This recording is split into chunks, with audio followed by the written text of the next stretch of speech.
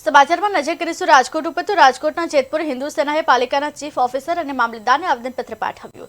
પવિત્ર શ્રાવણ માસમાં કતલખાનાઓની નોનવેજની લારીઓ દુકાનો બંધ રાખવા માટે ખાસ માંગ કરવામાં આવી। શ્રાવણ માસ દરમિયાન કતલખાનાઓ જડબે સલાક બંધ રાખવા માટે માંગ કરવામાં આવી।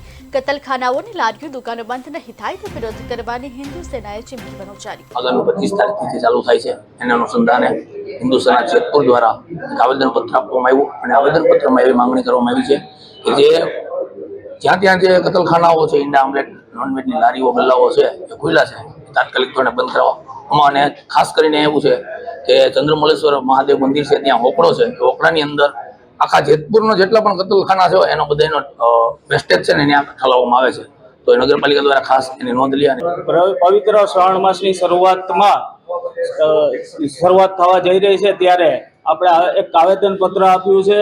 જે આપણી એક જાતની પરંપરા જેવું થઈ ગયું છે કે જ્યારે પણ શ્રાવણ માસ આવતો હોય ત્યારે આપણે બધા હિન્દુ સંગઠનો હિન્દુઓ બધા ભેગા મળી અને આવેદન પત્ર આપતા હોય કે શહેરમાં ગલીએ ને ગલીએ જે રેકડીઓ અને લારી ગલ્લાઓમાં માંસ મટન ને ઈંડાઓની લારીઓ વધી ગઈ છે એને બંધ કરાવવામાં આવે।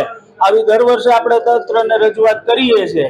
એ જ રીતે આ વખતે રજૂઆત કરેલી છે કે પવિત્ર શ્રાવણ માસ આવે છે તો આપ ધ્યાન આપો અને હિન્દુઓની લાગણીનું સન્માન થાય અને આ બધી વસ્તુઓ બંધ થાય એવી રજૂઆત કરેલી છે।